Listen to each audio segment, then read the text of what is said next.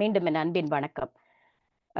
நேர காப்பை கருதி நான் சரியாக என்னுடைய நேரத்தை பதிவு செய்ய வேண்டும் என்பதால், தமிழர் வாழ்வியல் பழக்கமும் பண்பாடும் என்ற தலைப்பில் என்னுடைய கருத்தினை வழங்க காத்திருக்கிறேன். முதலாவதாக இந்த கருத்தரங்கிற்கு தலைமை தாங்கி, இனி நம் தோழர் அவர்கள் சொன்னது போல அடைமழையாக தமிழ் மழை பொழிய காத்திருக்கும் நம்முடைய கவி மாமணி பேராசிரியர் அப்துல் காதர் ஐயா அவர்களை முதலில் பணிவோடு வணங்கிக் கொண்டு, என் தாய் தமிழுக்கும் என் தாய் தந்தையருக்கும் இந்த நல்ல வாய்ப்பினை கொடுத்த திணை அமெரிக்காவிற்கும், எங்களை வழிகாட்டி நடத்தி செல்லும் டாக்டர் சோம இளங்கோவன் ஐயா அவர்களுக்கும், இந்த இணைப்பில் இணைந்திருக்கக்கூடிய அத்துணை தமிழ் சொந்தங்களுக்கும், வரவேற்புரை வழங்கிய பிரபு அவர்களுக்கும், திருக்குறளை இந்த இளைய தலைமுறையிலிருந்து வழங்கிய நம் ஆதவன் செல்வத்திற்கும், மற்றும் இந்த இணைப்பில் இருக்கக்கூடிய ஒவ்வொரு சொந்தங்களையும் வணங்கி என்னுடைய உரையை துவங்குகிறேன். இந்த உலகத்திலேயே முதலாவதாக சிறப்பானதாக போற்றப்படுவது நம் தமிழருடைய பண்பாடுதான்.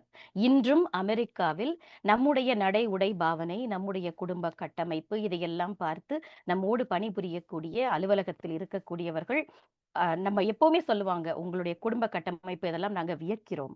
அந்த நம்ம திருமண முறையாக இருக்கட்டும், நம்ம குழந்தைகளை வளர்க்கக்கூடிய முறையாக இருக்கட்டும், நம்முடைய பணிவு, பண்பு, பாசம் எல்லாத்தையுமே பார்த்து வியக்காதவர்கள் இல்லை.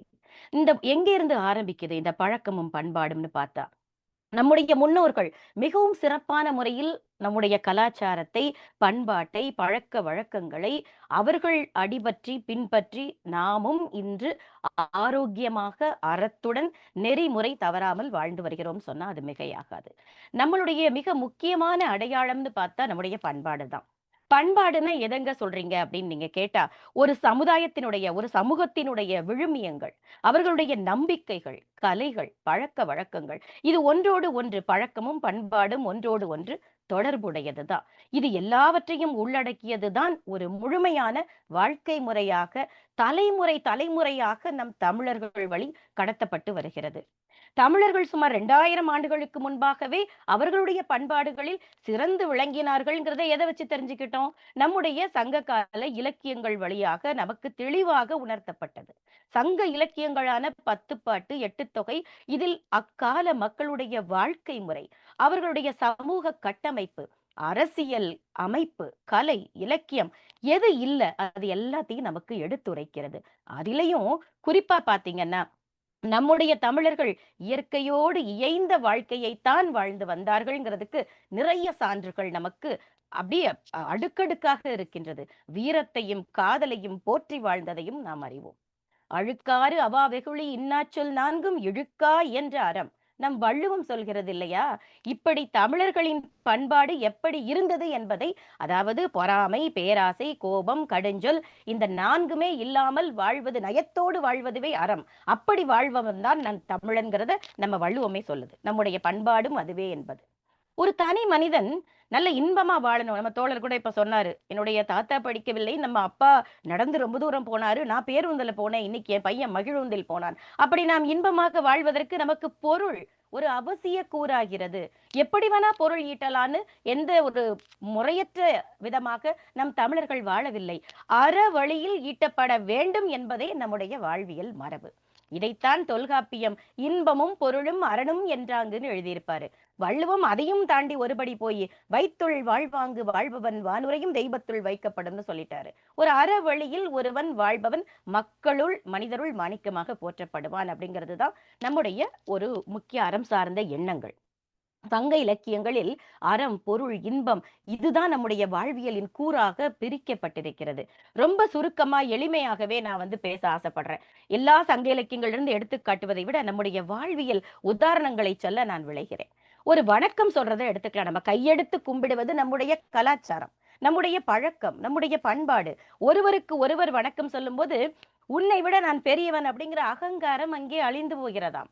ஒரு பணிவு, பண்பு இதனுடைய அடையாளமாக இந்த வணக்கம் சொல்வது பார்க்கப்படுகிறது. கொரோனா தொற்று காலத்துல குலுக்குவதையெல்லாம் விட்டுட்டு எல்லா நாடுகளும் நம்மை போல் கையெடுத்து வணக்கம் சொன்னார்கள். என்னமோ அவங்களே கண்டுபிடிச்ச மாதிரி. நம்ம அதைத்தான் காலங்காலமா செஞ்சுக்கிட்டு இருக்கோம். அது யாருக்கும் தெரியாது. விருந்தோம்பல், யாரு முன்ன பின்ன தெரியாதவங்க வந்தாலும் சரி, உணவு வேளையில வந்துட்டாங்கன்னா வாங்க வாங்க வாங்க ஒரு வாய் சாப்பிடுங்க அப்படின்னு உபசரிக்கிற குணம் நம் தமிழரின் பண்பாடும் பழக்கமும். உண்டால் அம்மை இவ்வுலகம் இந்திரர் அமிழ்தம் இயைவதாயினும் இனிது என தமியர் உண்டலும் இலரே முனிவிலர்னு புறநானூற்றில் பாடல் சொல்கிறது. அமிழ்தமே கிடைப்பதாயினும் சுயநலத்துடன் தனித்து உண்பவர் அல்ல நம் தமிழர் என்பதற்கு சான்று. மோப்ப குழையும் அனிச்சம் முகந்திரிந்து நோக்க குழையும் விருந்து. நம்ம வீட்டுக்கு வந்தவங்களை நம்ம லேசா முகம் சுழிச்சிட்டோம்னா அவங்க முகம் அனிச்சம் பூ எப்படி முகர்ந்தவுடன் வாடிவிடுமோ அப்படி வாடிவிடும்னு நம்முடைய குரல் சொல்லுது. அடுத்து பார்த்தா நம்முடைய பழக்க வழக்கங்களில் மிக முக்கியமானது கூட்டு குடும்ப முறை. நம்ம இங்கெல்லாம் பாத்தீங்கன்னா அரேஞ்ச்டு மேரேஜா, உங்க கணவரை பார்க்காமலே கல்யாணம் பண்ணிக்கிட்டீங்களா, அப்படியெல்லாம் கூட கேட்பாங்க. நம்மளுடைய குடும்ப கட்டமைப்பு முறையை பார்த்து பார்த்து வியந்தவர்கள் அதிகம். கூட்டு குடும்ப முறையில் அதுவும் நம்மெல்லாம் தாத்தா பாட்டி சித்தப்பா மாமா மாமின்னு கூடவே ஒரே ஒரு கூரைக்குள் வாழ்ந்தவர்கள். அந்த கட்டமைப்பு கூடி வாழ்தலில் இருக்கக்கூடிய சுகம் தலைவன் தலைவி மட்டும் அல்ல கூட்டு குடும்பம் அப்படி ஆகிவிட்டது என்று. ஒன்றன் கூராடை உடுப்பவரே ஆயினும் ஒன்றினார் வாழ்க்கையே வாழ்க்கை கலித்தொகை சொல்லுது. ஒரு வறுமையின் காரணமாக நமக்கு ஒரு காசு பணம் இல்லைன்னா கூட மனமொத்து வாழக்கூடிய கணவன் மனைவி தலைவன் தலைவி இதுதான். ஒருத்தருக்கு ஒருத்தர் நீ பெரியவனா நான் பெரியவனா அதெல்லாம் கிடையாது. அன்பு மட்டுமே அங்கு ஆதாரமாக வாழக்கூடிய ஒரு நிலை. இல் வாழ்க்கையில் வறுமையே ஏற்பட்டாலும் தன்னுடைய பிறந்த வீட்டின் பெருமை பேசாமல் இருப்பதுதான் ஒரு பெண்ணுக்கு சிறப்பு. அறிவும் ஒழுக்கமும் யாண்டு உணர்ந்தனள் கொள் கொண்ட கொழுநன் குடி வரன் உற்றுன்னு நிறைய அந்த நற்றிணையில் சொல்லப்பட்ட பாடல்ல சொல்லப்பட்டிருக்கு. அந்த வீட்டுக்கு அந்த பெண்ணு எப்படி வாழ்றான்னு பார்க்க வந்தவங்க சொல்லுவாங்களாம். அது பாட்டுக்கு திரிஞ்சிட்டு இருந்தது வீட்டுல. இப்ப அவ அவ்வளவு புத்திசாலியா குடும்பத்தை வறுமையை கூட வெளியே காட்டிக்காம அவ்வளவு சிறப்பா நடத்துறாளேன்னு பெற்றவர்களும் செவிலித்தாயும் பார்த்தவர்கள் எல்லாம் மகிழ்வார்களாம். இப்படி பல சிறப்புகளோடு நம்முடைய விருந்தோம்பல் பற்றியும் குடும்ப கட்டுப்பாடு பற்றியும் நம்ம இலக்கியங்களும் சரி நம்ம தமிழர் வாழ்வியலும் நமக்கு தொடர்ந்து சொல்லிக் கொண்டு வருகிறது. சரி, அடுத்து பாருங்களேன், தாலாட்டு நம்முடைய பழக்க வழக்கம், கதை சொல்லுதல். குழந்தைகளுடைய அழுகையை நிறுத்துறதுக்கு அந்த தாயோ அந்த பாட்டியோ அவங்க பாடுறது வழக்கம். அந்த இல்ல ஒரு குழந்தைய மகிழ்விக்கிறதுக்காகவும் அவங்க பாடுறது வழக்கம். தாள்னா நம்ம எல்லாருக்கும் தெரியும் நாக்கு. அதை ஆட்டி லூலு லூலுன்னு அதை பாடுறதுனாலதான் அது தாலாட்டுன்னு பெயர் வந்தது. இன்னைக்கு மக்கள் வழக்கத்துல அதை ஆராட்டு ஓராட்டு தூரி பாட்டுன்னு பலவிதமா சொன்னாலும் அந்த தால் ஆட்டு அந்த ஒரு அடிப்படையான அதனுடைய பூர்வீகம். சரி, அந்த பாடல்லாம் எதுக்காக? அதனுடைய தொடக்கத்தில் இடம்பெறக்கூடிய அந்த ஒலி குறிப்புகளை அடிப்படையாக கொண்டுதான் இந்த தாலாட்டு பாடலை தொடர்ந்து எதுக்காக பாடப்படுகிறதுன்னு பாத்தீங்கன்னா, சில பேர் பாத்தீங்கன்னா வீட்டுல நடக்கிற சண்டையெல்லாம் தாலாட்டுல சொல்லி அந்த குழந்தைக்கு பாடிக்கிட்டு இருப்பாங்க. இல்ல தன்னுடைய பெருமைகள் எல்லாம் குடும்ப பெருமைகள் எல்லாம் பேசிட்டு இருப்பாங்க. இல்ல ஒரு பெரிய தலைவருடைய வரலாற்று செய்திகள் எல்லாம் சொல்லிட்டு இருப்பாங்க. அத கேட்டு கேட்டு என்னுடைய அம்மாச்சி எங்க அம்மாவுக்கு பாடினாங்க, எங்க அம்மா எனக்கு பாடினாங்க, நான் என் குழந்தைக்கு பாடினேன். அவ இப்பவும் கேட்பா என் பொண்ணு. இப்ப கல்லூரியில படிக்கிறா. சில நேரங்கள்ல அவ வீட்டுக்கு வரும்போது மடியில படுத்துக்கிட்டு கையை எடுத்து அவ தலையில வச்சுட்டு அந்த ராரோ பாடுங்க கண்ணே பாட்டு பாடுங்கம்பா. அவளுக்கு அவ்வளவு பிடிக்கும். ஒரு 2 வரி. மாமன் அடிச்சானோ மல்லிப்பூ செண்டானே அத்தை அடிச்சாளோ அல்லிப்பூ தண்டாலே ஆரடிச்சா நீ அழுத அடிச்சாரை சொல்லி எழு என் கண்ணே உறங்குறங்கு என் கண்மணியே நீ உறங்கு. இன்னைக்கும் என் மடியில படுத்துக்கிட்டு என் பொண்ணு வீட்டுக்கு வரும்போது அது பாடுமா அப்படின்னு கேட்பா. ஏன்னா அவளுக்கு ரொம்ப பிடிக்கும். இன்றைய தலைமுறைக்கும் பொருந்தும் விதமாக நம்முடைய தாலாட்டு. அடுத்து கதை சொல்றது இப்பவும் கேட்பாங்க. நீங்க நம்பினாலும் சரி நம்மள என்ன சரி, அம்மா அம்மா நான் சின்ன பிள்ளைல என்னெல்லாம் செஞ்சேன் திரும்ப சொல்லுங்க. டே எத்தனை தடவடா சொல்றது அப்படின்னு நான் கேட்பேன். சொல்லுங்கம்மா சொல்லுங்கம்மான்னு. அவ சின்ன பிள்ளைல பண்ண கூத்து. ஒரு தடவை கண்மையை எடுத்து அக்காவும் தங்கச்சியும் மாத்தி மாத்தி முகத்துல தடவிட்டு ஒருத்திய பார்த்து கதறி அழுதுகிட்டு இருந்தாங்க. என்னடா பிள்ளைங்க 2 அழுதுன்னு பார்த்தா ஒருத்தருக்கு ஒருத்தர் மைய முகமெல்லாம் பூசி உட்கார்ந்து இருந்தாங்க. இந்த கதையை இதுவரைக்கும் நான் 1000 முறை சொல்லிட்டேன். திரும்ப சொல்லு திரும்ப சொல்லுன்னு. இந்த கதை சொல்லுவது என்பது ஒரு உன்னதமான கலை வடிவம். இது தலைமுறை தலைமுறையாக நம்மளுடைய முன்னோர்களிலிருந்து பகிர்ந்து வரக்கூடிய ஒரு பழக்கமும் கூட. காலம் காலமாக தொடர்ந்து வருகிறது. நம்ம வளர்ந்து வரக்கூடிய குழந்தைகளுக்கு வாழ்வியல் உண்மைகளை சொல்லித் தரக்கூடிய ஒரு கலை, நுணுக்கமான கலை. பெரும்பாலான கதைகள் ஏதோ ஒரு மைய கருத்தையும் நம்ம அனுபவத்தையும் நடந்த நிகழ்வுகளையும் குறிக்கும். ஒரு கதை சொல்றது வெறும் கதை மட்டும் சொல்வது அல்ல. அங்கே நம் உணர்வுகளையும் அனுபவங்களையும் கேட்பவர்களிடம் கொண்டு செல்லக்கூடிய ஒரு பாந்தமான கலை, ஒரு ஆழ்ந்த நுண்ணியல் தத்துவம்.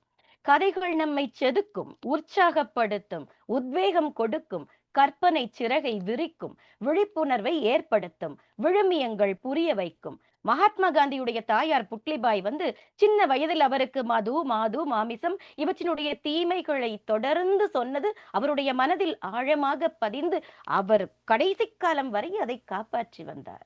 சத்ரபதி வீர சிவாஜி அவர்கள் அவருடைய தாயார் சொன்ன வீரமான கதைகளை கேட்டு பல வெற்றிகளை புரிந்து சாதனை படைத்தவர். நம் வள்ளியப்பா அவர்கள் குழந்தைகளுக்காக பாட்டிலேயே ஒரு கதை சொல்லும் பாணியை வைத்திருக்கிறார். கதைகள் வெவ்வேறு வடிவம் எடுத்திருந்தால் கூட கரு ஒன்றுதான். அதுவும் இரவு உறங்கக்கூடிய நேரத்தில் நல்ல எண்ணங்களோடு நாம் உறங்க வேண்டும் என்பார்கள். அதனாலோ என்னவோ நம்முடைய அம்மா, பாட்டி, தாத்தான்னு நம்ம தூங்கக்கூடிய நேரத்தில் நமக்கு இப்படி கதைகளை சொல்லி பாடல்களை பாடி நம்மை வளர்த்த மகிமை நாம் அறிவோம். அடுத்தது பாருங்க, நம்ம பழக்கம் நிலாச்சோறு உண்பது. எத்தனை பேருக்கு இப்ப ஞாபகம் வரும் பாருங்க. நம்முடைய தமிழ் கலாச்சாரத்தில் ஒரு குடும்பமாக அல்லது ஒரு நண்பர்களாக ஒரு நிலவு வெளிச்சத்தில் கூடி உண்ணக்கூடிய ஒரு பாரம்பரிய பழக்கம்.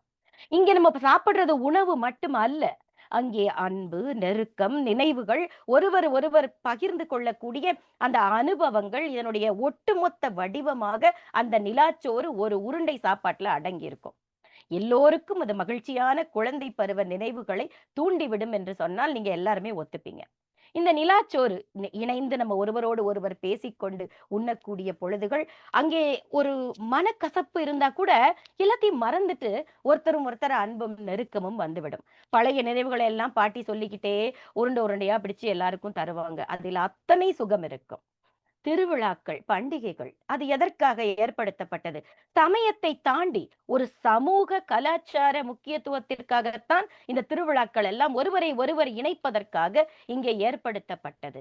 சமூக நல்லிணக்கத்தை வலியுறுத்த. இன்னைக்கு நம்ம எத்தனையோ பேரு ரம்ஜானுக்கு நம்ம தோழமை வீட்டுல இருந்து நமக்கு பிரியாணி வரும், ஒரு கிறிஸ்துமஸ் தப்ப கேக் வரும், தீபாவளிக்கு நம்ம அதிரசத்தமோ லட்டையும் கொண்டு கொடுத்துட்டு வருவோம். இப்படி ஒருவரோடு ஒருவர் ஒரு சமூக நல்லிணக்கத்தை ஏற்படுத்துவதற்காக மட்டுமே நம்முடைய திருவிழாக்களும் பண்டிகைகளும் ஏற்படுத்தப்பட்டது.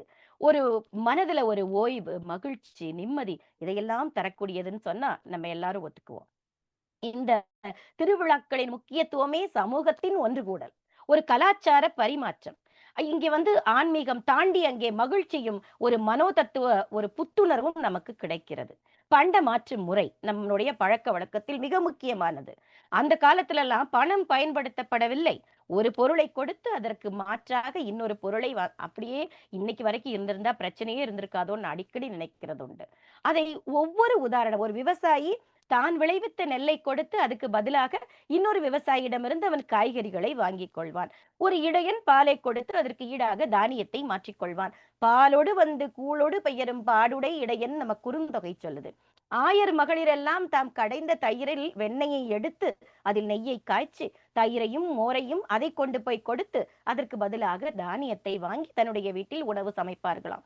இப்படி நிறைய பெரும்பானாற்று படையாக இருக்கட்டும், ஒரு வேடன் ஒருவன் தான் வேட்டையாடி கொண்டு வந்த மான் இறைச்சியை ஒரு உழவனிடம் கொடுத்து நெல்லை அதற்கு ஈடாக பெற்றுக்கொள்வான் கோவூர் கிழார் சொல்றாரு. இப்படி புறநானூற்றிலும் சரி, ஐங்குறுநூற்றிலும் சரி, பாணர் ஒருவர் தன்னுடைய நீர்நிலைகளில் பிடித்த வலை வீசி தூண்டில் போட்டு அவர் பிடிச்ச மீன்களை எல்லாம் கொடுத்து அதுக்கு ஈடாக தானியத்தையும் பயிர்களையும் பெற்று வருவான் அப்படின்னு ஒவ்வொரு சான்றுகள் நம்முடைய இலக்கியத்தில் நிறைய. ஒரு நெய்தல் நிலத்து மகள் என்ன பண்ணுவாளா, தன்னுடைய உப்பளத்தில் விளைந்த உப்பை மாற்றி அதற்கு நெல் கொண்டு வர செல்வாள். ஆயும் உப்பை மாறி வெண்ணல் தரிய உப்பு விளை களனி சென்றனல் குறுந்தொகையில சொல்லப்பட்டிருக்கு. அடுத்ததா பார்த்தா ஒரு திண்ணை கலாச்சாரம். அந்த ஒரு நம்ம எல்லார் வீட்டின் முன்பாகவும் ஒரு தமிழ் மரபு சார்ந்த குடும்பங்களில் பாத்தீங்கன்னா வாசலுக்கு பக்கத்துல ஒரு சின்ன மேடை மாதிரி ஒரு அமைப்பு இருக்கும்.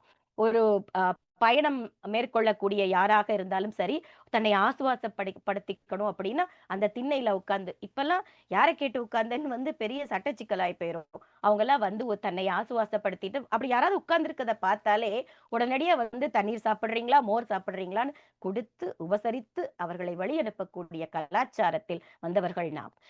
இங்கே புலம்பெயர்ந்து வந்தாலும் சரி, இங்கே நானும் அமெரிக்கா வந்து 28 வருடங்கள் ஆகிவிட்டது.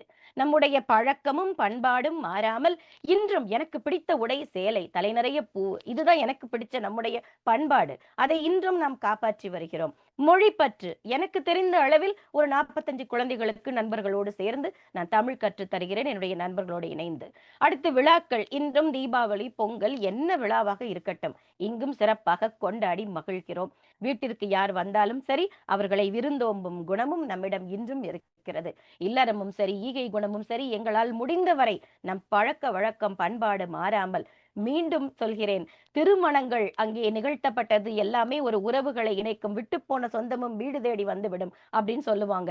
ஏதோ ஒரு காரணத்திற்காகத்தான் நம்முடைய தமிழர் மரபியலில், பண்பாட்டில், பழக்க வழக்கங்களில் பல கூற்றுகள் இருந்தது என்பதை சொல்லி, இந்த நல்ல வாய்ப்பிற்கு நன்றியினை உரித்தாக்கி அடுத்து